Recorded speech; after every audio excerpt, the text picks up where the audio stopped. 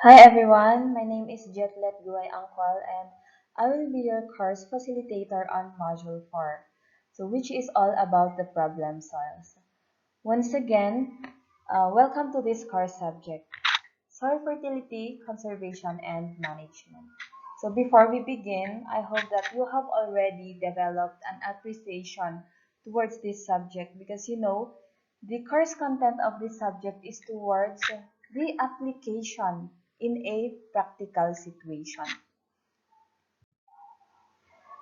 So for the overview, in this module, we are going to discuss the following.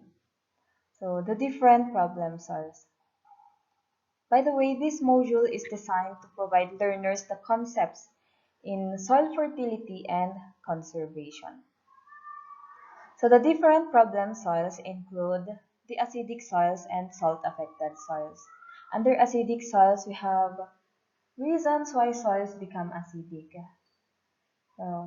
What are the harmful effects of soil acidity? And how to reclaim acidic soils?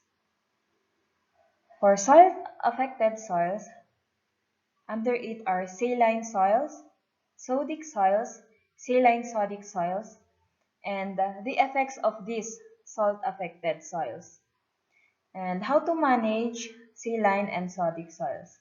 And lastly, the Philippines status when it comes to these problem soils. At the end of this module, you should be able to discuss the concept of problem soils, explain how problem soil arise, be familiar with the different problem soils, and learn the basics on managing these problem soils. Okay, so in agriculture, especially in crop production, soils are considered a problem if these soils possess the characteristics that limits the growth and development of a crop. Thus, these soils are not fertile or productive, on which most plants and crops cannot be grown economically. Problem soils has the possibility of erosion hazard when cultivated.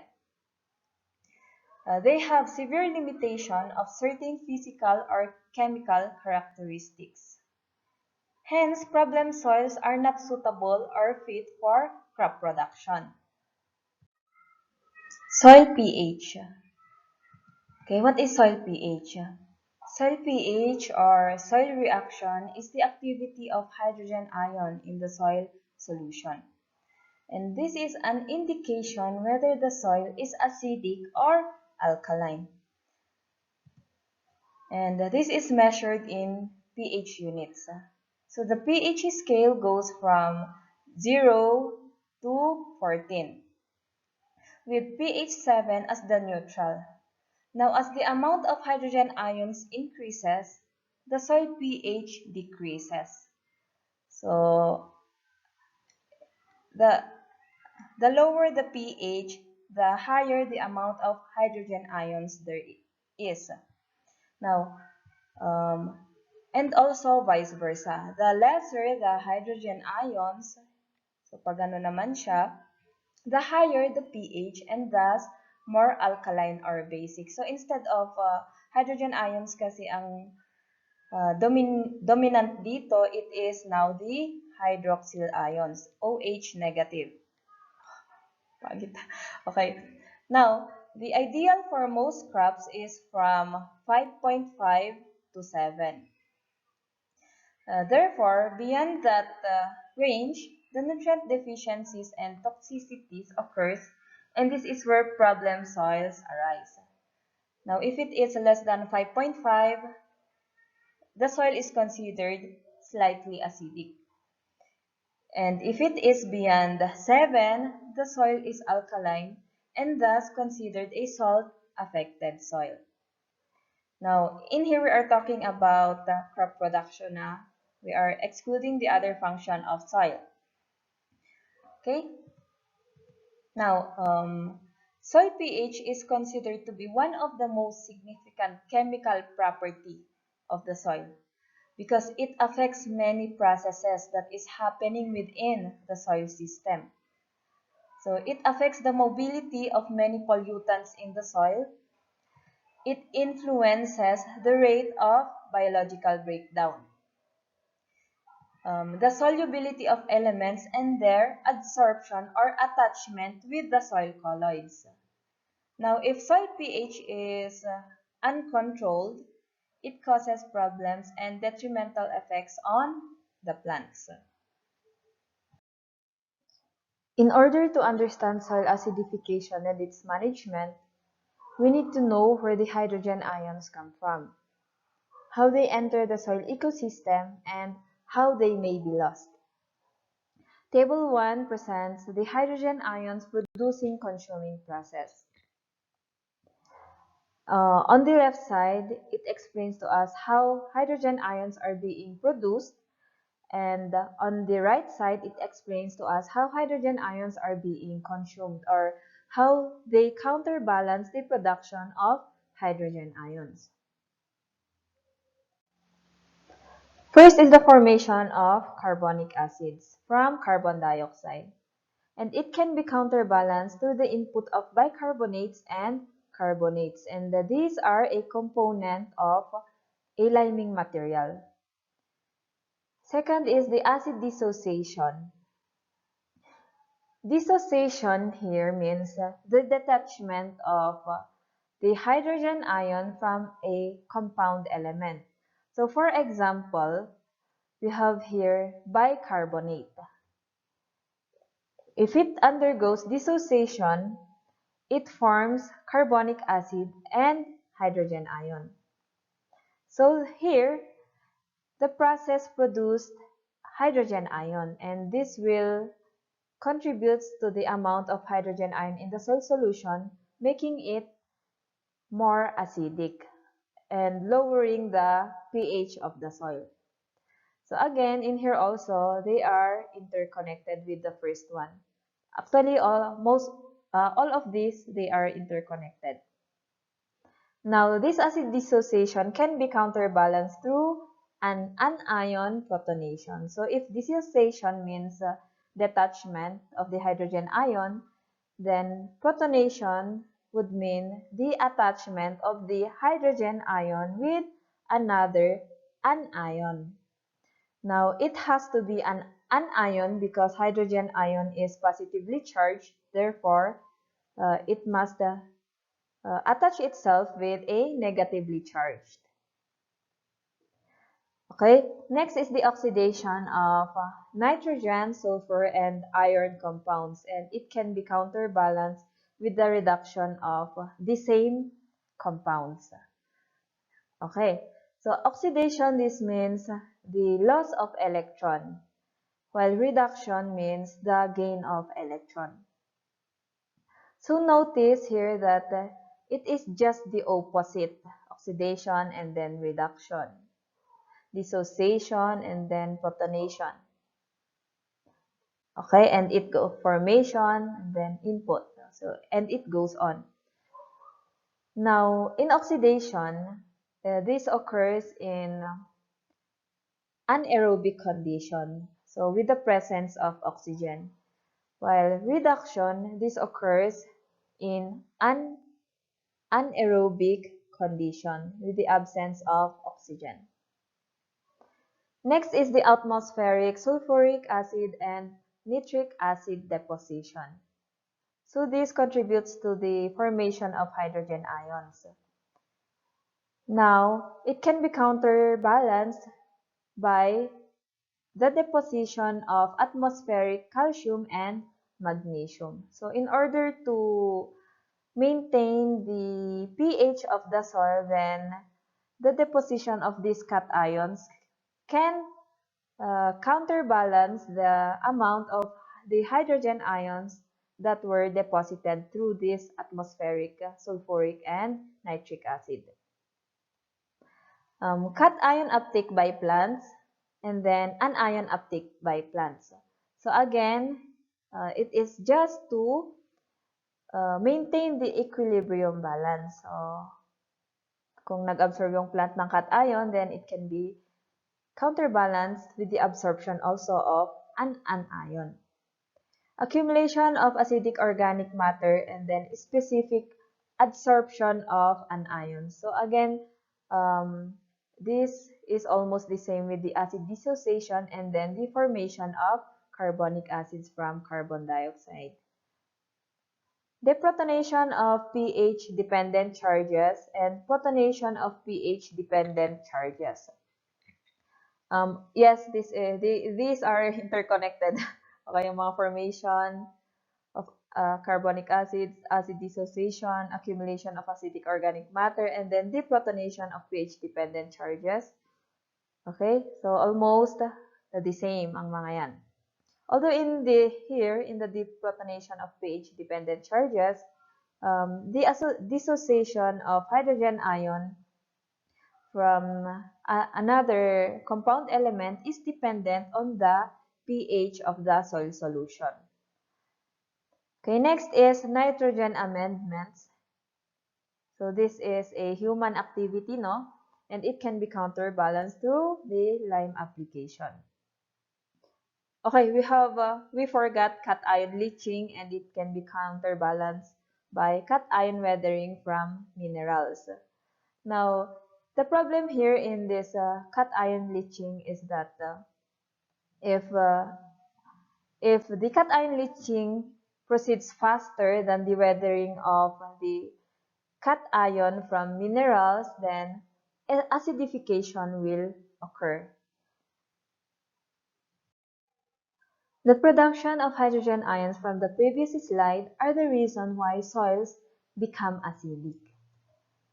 So these are the reasons: because of acidic parent material, because of crop removal, plant root exudation of hydrogen ions, erosion, application of ammonium-containing fertilizers, leaching, and then precipitation or rainfall. Okay, so these will be explained one by one. One reason as to why soils become acidic is because they come from an acidic parent material. So rocks, they are the parent material of soils because soils have developed from the weathering of rocks. And the rocks, these are the aggregate of minerals, and mineral is composed of various elements. So minerals, they have more or less specific chemical composition. Therefore, soils developed from a specific parent rock could either be acidic or alkaline because their characteristics is determined by the minerals that are present in their parent material. Now, these three rocks have different chemical composition. They have different mineral and chemical composition. So, soils that develop from granite and sandstone are likely to be more acidic than soils developed from shale, gabbro, and basalt. So, if you are going to take a look at the mineral composition of granite, it is composed of quartz and feldspar minerals. Now, quartz, this is silicon oxide in chemical composition and commonly known to give rise to sandy soils, while feldspar mineral is rich in iron and magnesium. Now, the magnesium here will help in the formation of clayey soils, but the iron element will add up to the formation of an acidic soil. So, in contrast, shale, gabbro, and basalt, these are basic parent material. These are basic rocks, and they are commonly known to give rise to clayey soils. Okay, so there.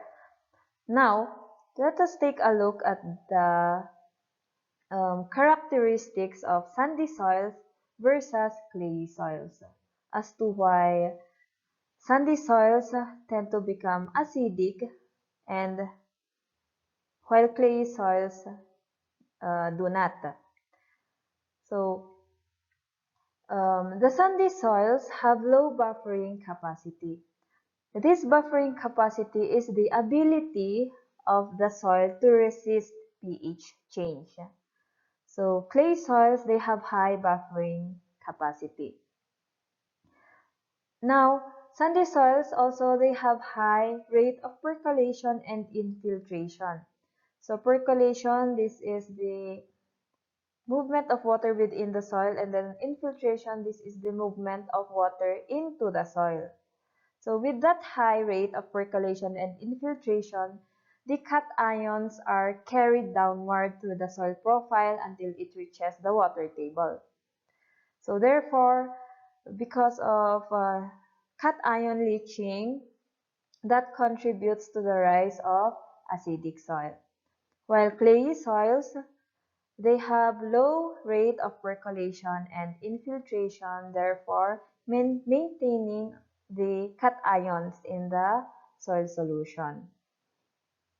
Okay, so this is the reason why sandy soils are susceptible to acidification.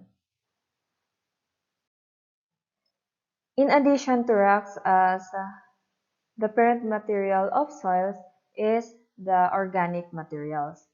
So the formation of soils from organic materials also arise to hydrogen ion accumulation through the production of carbon dioxide. So the produced carbon dioxide reacts with water in the soil solution and forms a weak acid called carbonic acid.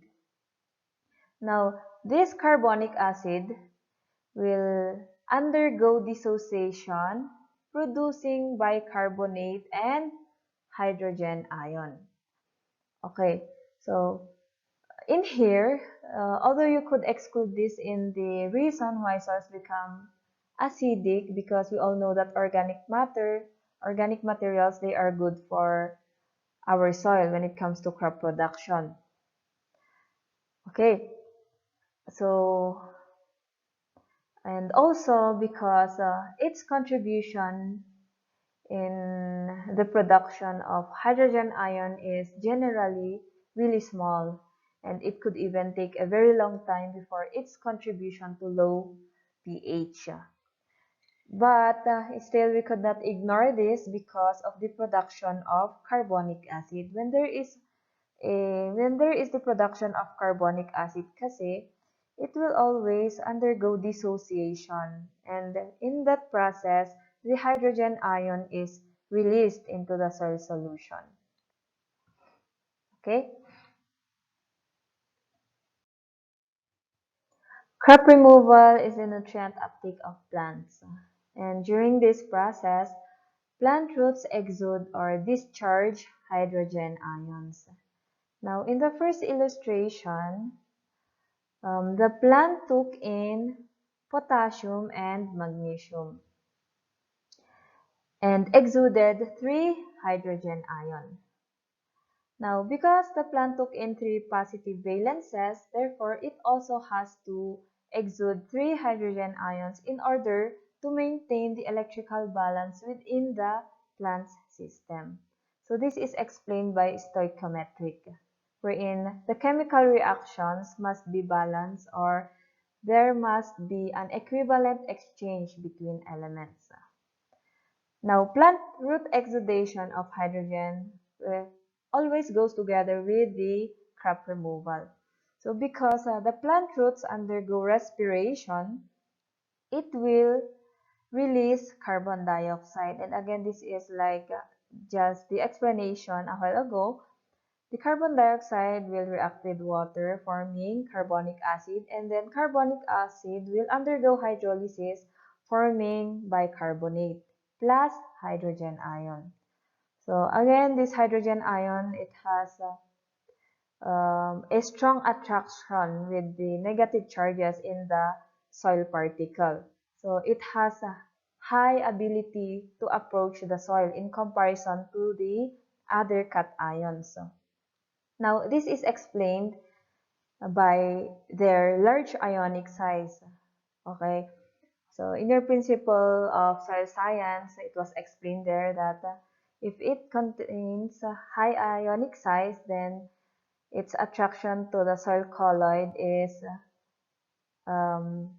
very strong. Okay, so in addition again, another example here is when it took in calcium, it has to release 2 hydrogen ions. Kasi calcium, it has a 2 positive charge. So, it also has to release 2 positive charges, which are the hydrogen ions. Erosion. As erosion occurs, it takes more than just the soil, because it could strip topsoil and carries nutrient elements with it. It could reduce the number of microorganisms that are beneficial in the decomposition of organic materials. Now, when the topsoil is stripped off, its underlying subsoil is compromised. So, wala kang magagawa, yung subsoil na ang exposed. So, dun ka magtatanim. Now, the subsoils have lower nutrient availability. It has poor soil structure, and it contains the acidic cations like the aluminum, iron, and hydrogen. Now, the aluminum here is a major constituent of soil minerals. So it is ubiquitous. You cannot prevent the presence of this element. Now, aluminum ions, they have the ability to hydrolyze. When we say hydrolyze, the aluminum could split water molecule into hydrogen ion and hydroxyl ions. Because water, the chemical composition of water, diba, is H2O.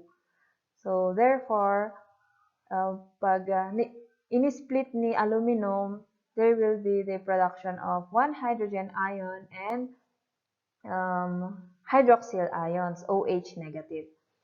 So, in this reaction, the aluminum combines with the hydroxyl ions, leaving the hydrogen ion alone.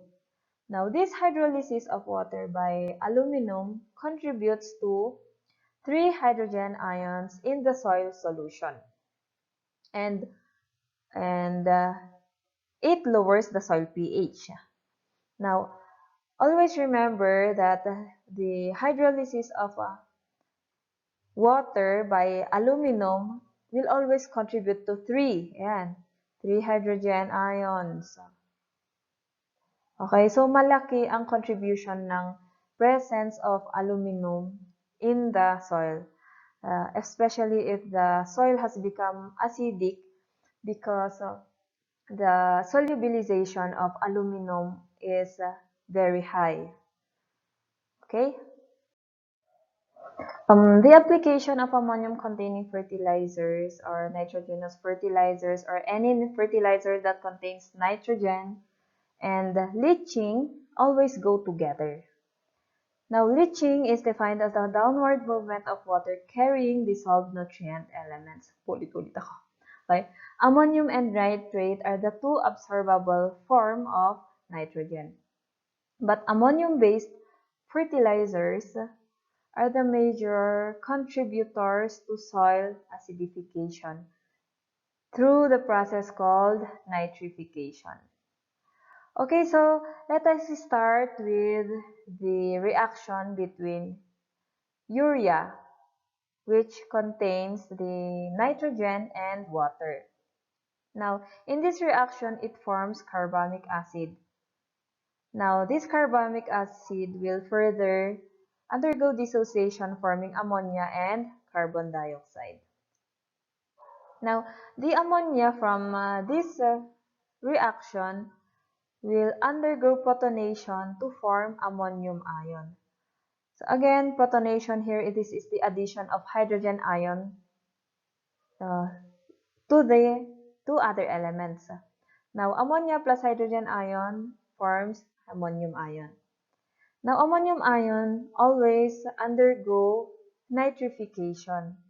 So, dito ninyo malalaman kung bakit nitrification is considered to be a necessary evil. So nitrification is a need, so it is a necessity, it is necessary, but it is evil. Why? Because of this process. So in nitrification, there is the production of nitrate kasi.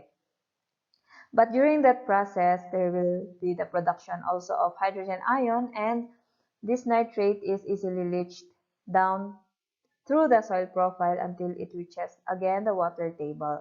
Now in that process, it pollutes the water sources. Okay, so back to nitrification process. This is the biological conversion of ammonium to nitrate. So it is biological because it involves two microorganisms.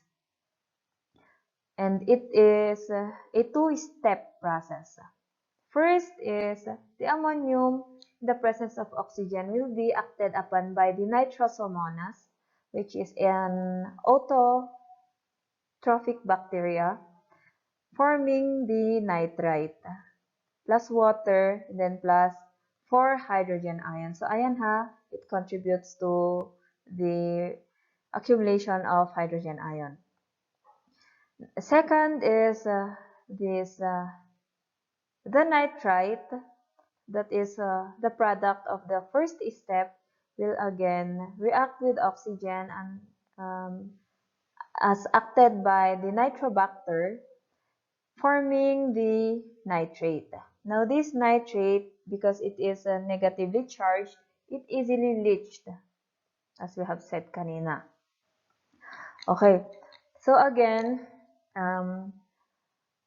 this nitrate, this is the form that is absorbable by plants, although if it is not absorbed immediately by plants, what will happen? It will be leached, and during that leaching, it also carries other cation elements, and most of the cation elements that it carries are the magnesium, potassium, calcium, or the macro elements. Okay, so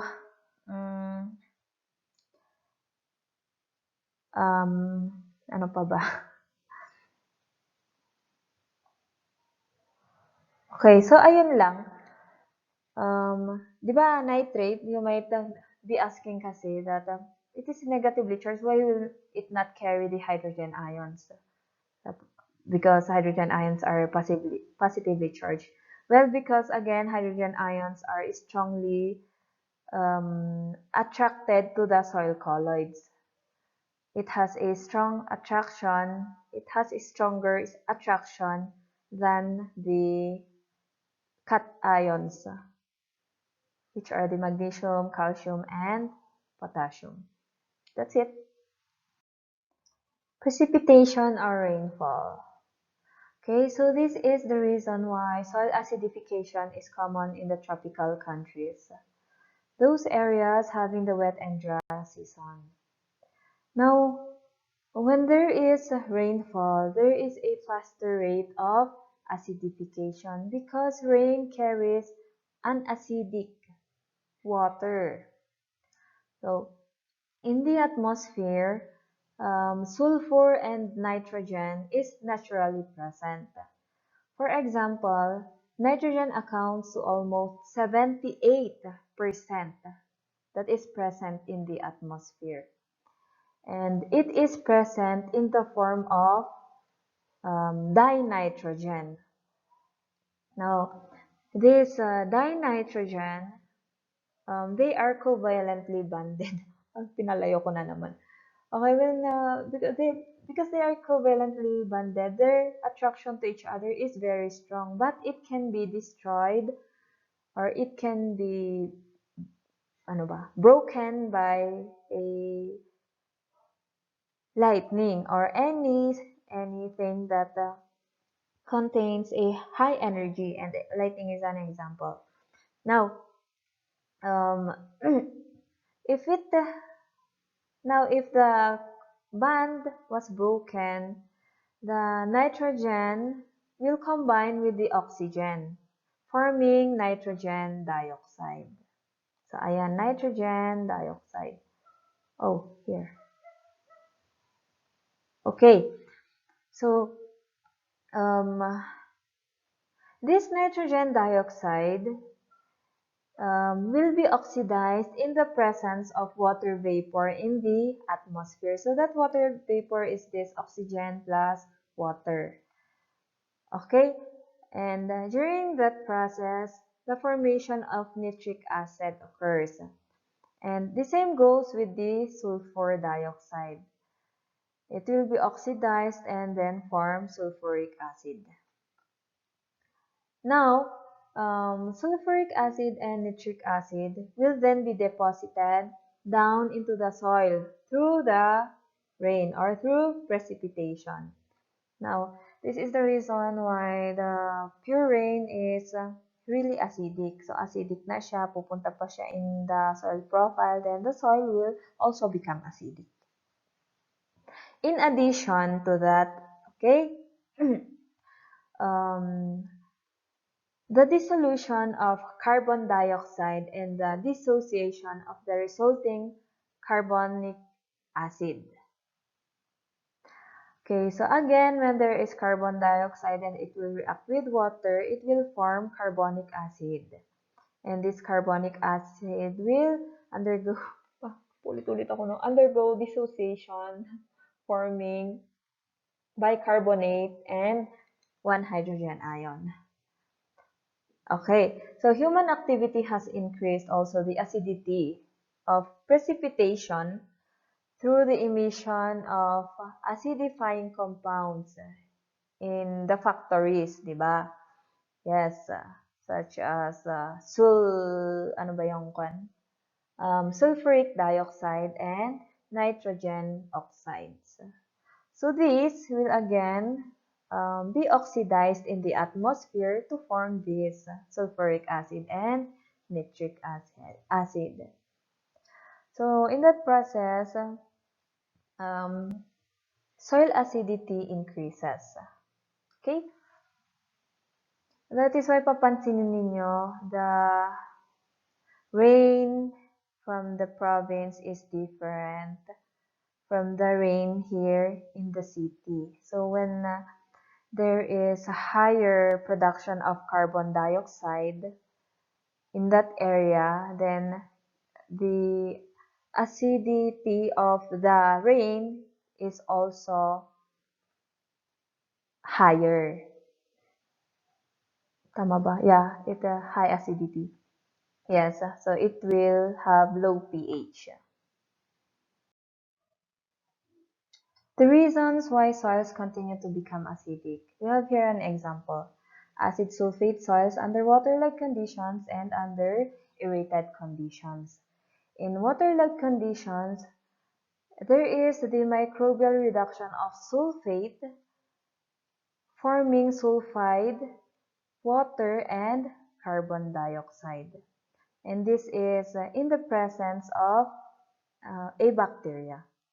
Now, this sulfide will continue to react with hydrogen ions that are normally present in an acidic condition, forming hydrogen sulfide.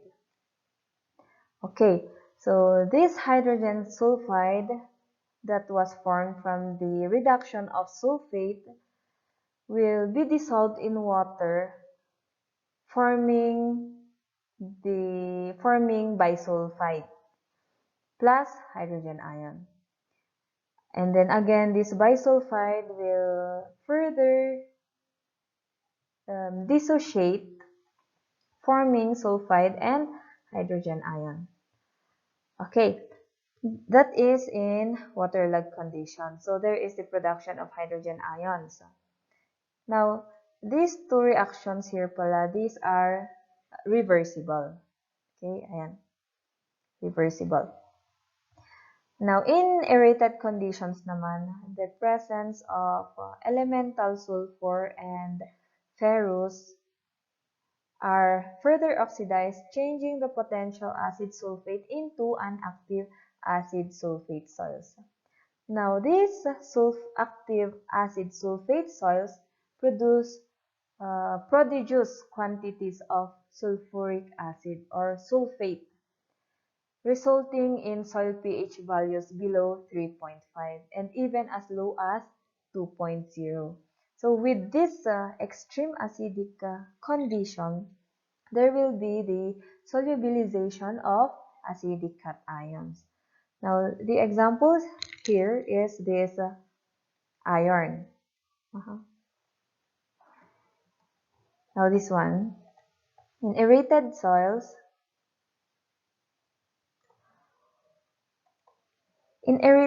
there is the oxidation of iron, forming the reduced form of iron, which is called ferric. Now, in anaerobic condition naman, there is the reduction of iron, forming the reduced state of iron called ferrous. Sorry. Okay.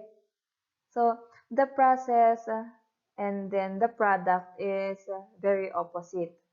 So, in here, oxidation, because oxidation, there is the presence of oxygen. But the formation of that iron product is in its ferric state. While in here, it is in ferrous state. And the process is called reduction. Okay? So, why am I telling you this? It is because in an aerobic condition, wait, erase ko muna yung mukha niya. Okay? Okay, in an aerobic condition, the ano ba yan? Ano ba? The reduced form of iron, which is the ferric, will react with water to form iron hydroxide and with the formation of hydrogen ion. Now, the more water that will react with the iron, the more hydrogen ion production. Okay, that is in aerated conditions. So, the same with this one. Now, what are the harmful effects of soil acidity? So, some plants don't grow well at low pH. The activities of beneficial microorganisms are reduced. Aluminum and manganese become so soluble that are toxic to plant growth. Phosphorus and molybdenum become insoluble and unavailable. It indicates low levels of calcium and magnesium, and it has poor soil structure. The soil pH can influence the activity of beneficial microorganisms. Bacteria are typically hindered in strong acid soils. So unlike fungi are versatile microorganisms. So they could thrive at any pH range. But for bacteria and actinomycetes, their population starts to decline at 5.5 and below. Now, most of the bacteria are beneficial organisms. So, with that reason, it prevents the breakdown of organic matter, which results in the tie-up of nutrients. So, particularly nitrogen, that are commonly held in the organic matter. Now, in this illustration, let us take a look at the population of nitrogen-fixing bacteria at soil pH ranging from 6 to 7 and at soil pH at less than or equal 5.5, and also the mycorrhiza. So these two organisms are beneficial microorganisms. Now, okay, so this blue here represents the rhizosphere, and this one represents the mycorrhizosphere. Now, this rhizosphere, this is the zone of the root that is directly influenced by the root system. So, with that, there is the production of organic compounds, nutrient elements. That is why soil microorganisms tend to accumulate near this rhizosphere and mycorrhizosphere. Now the pathogen there is represented by the pink color, which is a tadpole-looking one. And then the beneficial bacteria are represented by yellow, green, and blue. And then we also have the soil fungus. Okay, so ito yung parang star na ito. And then the mycorrhizal fungus. So, so notice that the beneficial microorganisms are abundant at the soil pH 6 to 7, while their number is very low at soil pH of less than or equal to 5.5. And also it shows here the growth and development of the plants. Okay, at low pH, the plant is stressed. And also in the soil solution, in 6 to 7 pH, calcium and magnesium is high, and low in aluminum, copper, and manganese, which are the microelements. But in 5.5 pH, nabaliktad naman. So, yung high there are the micronutrients and the low are the macronutrients. Okay, so it goes with this second illustration. So, almost the same din. Okay? The effect of soil pH is on the nutrient availability. And this is directly influenced by the solubility of minerals or the nutrients. Now, there are 14 of the 17 essential plant nutrients that are obtained from the soil.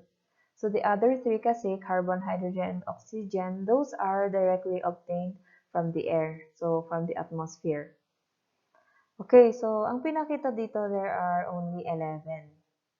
Okay, now before a nutrient can be used by plants, it must be dissolved in the soil solution. Now, most of the microelements, aluminum, iron, manganese, boron, copper, and zinc, are more soluble and available in acid soils than in neutral or slightly alkaline soils. Now, this would of course adversely affect the growth of the plants because these are microelements. So, when they become soluble, their number in the soil solution becomes very high that it becomes toxic to the plant. Okay? Kapag nalampasan niya kasi yung kailangan ng plant, then that will become toxic already. And also, the macronutrients become, okay, the macronutrients like the phosphorus and molybdenum become insoluble and unavailable. And this includes also the nitrogen, potassium, sulfur, calcium, and magnesium. So, at low pH, there will be low levels of these macronutrients. Soil acidity affects the structure of the soil, so there will be poor soil structure. Now, when we say the soil structure is poor, we are talking about the structureless. And structureless soils, these are non-coherent. So, when they are non-coherent, they will not stick. The soil particles will not stick together. And therefore, the soil particles are dispersed and then become vulnerable to soil erosion. Now, Structureless soil also hinders drainage and the emergence of the seeds. It also does not hold enough water. So the infiltration, the water holding capacity, the aeration, and the drainage is affected when it comes to the structureless or yung poor soil structure. And this is caused by soil acidity. Now, all of the aforementioned effects of acidity results to this. Some plants don't grow well at low pH. Thus, plants are indirectly affected due to the factors that happens in the soil. Plants wither due to the direct effect of acidity, such as the decreased availability of plant nutrients, the phosphorus and molybdenum, among others, and also the increased availability of toxic elements such as the aluminum and manganese, and etc. Now, in this illustration, it shows us the root proliferation under neutral condition and under acidic condition. In an acidic condition, the roots are stunted. While in neutral condition, the roots it grew very well. Now, the root of the plants is very important because this is where the nutrient elements are being absorbed. So it is because of the roots. Now, if the roots of the plants are stunted, so what do you think will happen? Of course, it could not absorb enough nutrient elements. Okay, and that will result to the okay, in extreme condition, could also result to the death of the plants. Senescence. Okay, next is the pH requirement of some crops. Table 2 presents the pH requirement of some crops grown in the Philippines. So we have here the crops. Okay, we have abaca, ampalaya, cabbage, cauliflower, coffee, okay, among others. Now, we have said that most crops grows very well at 5.5 to 7. But, okay, however, there are some plants that could survive acidic conditions also. These are coffee and corn, potato, and sweet potato. So, if you could now look at the lower pH limit. So, coffee could survive at low pH at about 4.5, but it could also survive at neutral condition. Corn also, it could survive at 5.3 pH. Even potato is known to survive acidic condition, and potato is better also at an acidic condition than in an alkaline condition. Kasi kapag in an alkaline condition, it will form yung potato scab. And that is the disease of the potato that is grown in an alkaline condition. Okay, even sweet potato, it could survive an acidity of pH of 5. Acidic soils in the Philippines. So, based on the Food Agricultural Organization or FAO in partnership with the UNESCO, United Nations Educational, Scientific, and Cultural, the acidic upland areas cover about 9.6 million hectares, or that is equivalent to 32% of the total land area of the country, and that is cited by the IRI, International Rice Research Institute.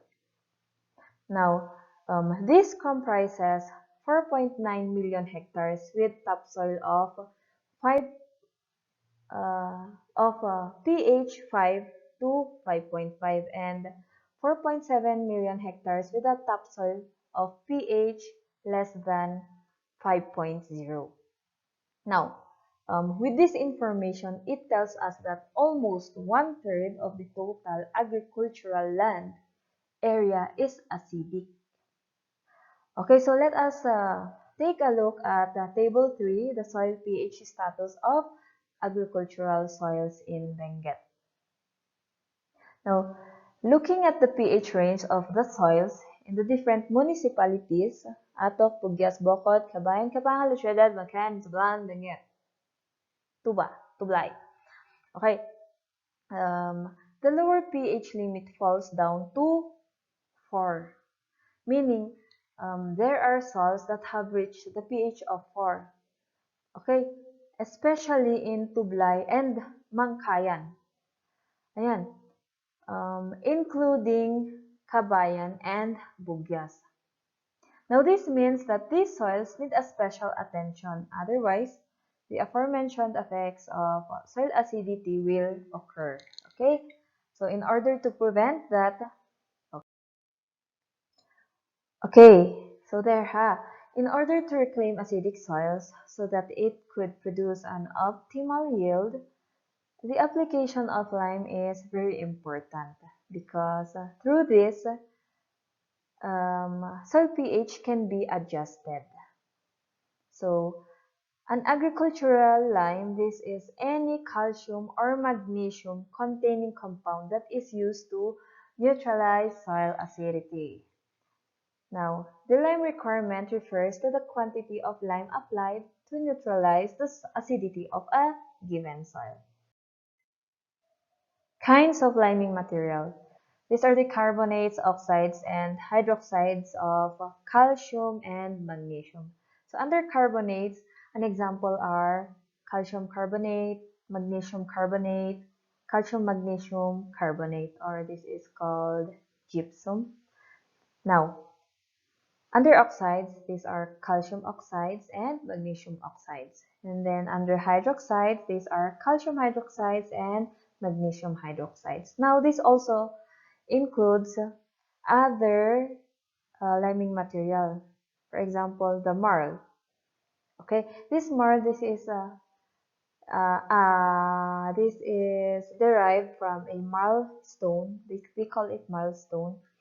And this is rich in carbonate minerals and clay. Okay, next is the oyster shells, not that one, this one, okay, and then basic slag and wood ash also. So this can be used as liming materials. Now, in liming this is done periodically. Hindi yung ginawa mo ngayon tapos hindi mo na uulitin. There are two general changes that occur when you apply lime in the soil. So, the reaction of lime with the soil in comparison to the reaction of lime with an acidic soil. Now, you have here an example, the calcium oxide plus water plus carbon dioxide, because the calcium and or magnesium compounds that are present in the lime material is dissolved in the presence of carbon dioxide. That is in a neutral soil. So in here, there is the formation of calcium carbonic acid. So same goes with calcium hydroxide and then calcium carbonate. So it produces calcium carbonic acid. This is the reaction of lime with the soil. Now, what will happen if you apply lime with an acidic soil? So, the reaction between the hydrogen ion in the soil and the lime will result to the replacement of hydrogen ion in the soil colloid by the calcium, together with the formation of water and carbon dioxide. So this happens in an acid colloidal complex. That is why lime is only applied in an acidic soil. Do not apply lime in neutral to alkaline soils. Okay? Okay, so the effect of lime in the soil affects the physical, chemical, and biological properties of the soil. Under physical, of course, the soil structure will become good. Now, if the soil structure is good kasi, other physical properties will follow. Okay, and under chemical effects, the concentration of hydrogen ions will decrease, concentration of hydroxyl ions will then increase, the solubility of iron, aluminum, and manganese will decline, the availability of phosphorus, potassium, and molybdenum will increase, and percentage base saturation will increase. Okay, this base saturation, this is the percentage of the cation exchange capacity that is occupied by the basic cation. So in base saturation, we are just measuring the basic cations. Okay, so the higher the percentage base saturation, the better. Okay, under biological effects naman, of course, lime will stimulate the general purpose of heterotrophic soil organisms. Okay, so the crop responds to liming. So there will be a direct nutritive or regulatory action of calcium and magnesium, removal or neutralization of toxic organic or inorganic compounds, retardation of plant diseases, increased chemical activity of plant nutrients, and encouragement of microbial activities. So in summary, all of the adverse effects of soil acidity, may it be direct or indirect, will be prevented. Okay? Okay, so I just want to share this quote by Franklin D. Roosevelt. A nation that destroys its soil destroys itself. And this is truly, madly, deeply true because almost all of the basic materials come from the soil. The medicine, our clothes, okay, lahat. Okay.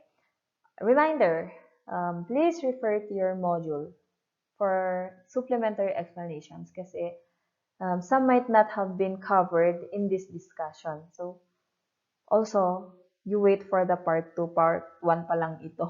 I'm so sorry. Okay? Yay! Okay, so thank you very much for listening and watching. Annyeong!